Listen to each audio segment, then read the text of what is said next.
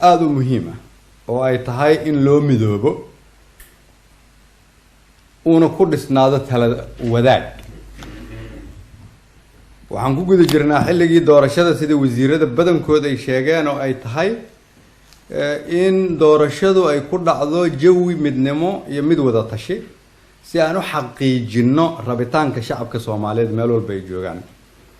shirka golaha wasiirada maanta waxaa ka soo baxay marka in golaha wasiiradu ay si joogto ah uga shaqeeyaan dardargelinta fududeynta ka shaqeynta sida ay ku dhici lahayd doorasho ummadda Soomaaliyeed ay isla ogoshahay.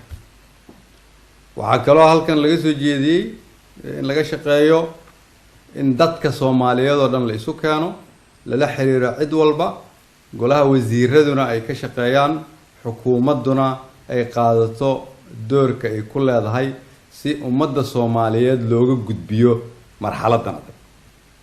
waxaa kaloo isla qaadanay doorashadu inay ku dhacdo waqtigii loogu talagalay ay ku qabsoonto, waqtigaasna si ay ugu qabsoonto waa in la geliyo xooga ugu badan oo la geli karo.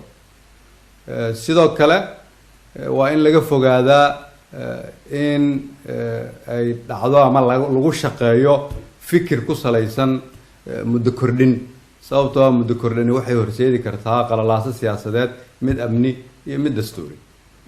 sida golaha wasiiradu ay codsadeen marka waa inaan u shaqeynaa kulligeen in hadda la soo gaaray waqtigii dalkan iyadoo talada la wadaagayo laga samatax bixin lahaa meesha aan joogno, lana gaarsiin lahay doorasho dadka Soomaaliyeed ay ku midaysan yihiin.